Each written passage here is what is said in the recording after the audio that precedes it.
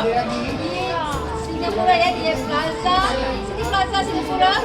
Nampak tak bunga yang cantik ni? Semua orang nak raya ni kan?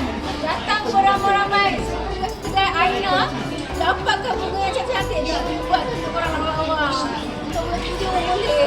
Saya pandang pertama Kak Ina. Yes, dia ambil isi semua first time. Jadi saya kena tak ambil saya. Yang worth buying lah. Korang beli. Because dia punya decoration ada 4 kelas. Alhamdulillah. Tak apa mewah. Baru kau masukkan. Yang raya. Kalau orang nak raya cepat beli bunga. Baru posisi rumah kita kan. Ada bunga, ada raya. Nak raya ingat Aina.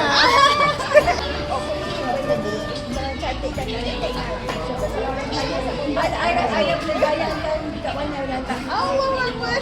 Saya Aina ya.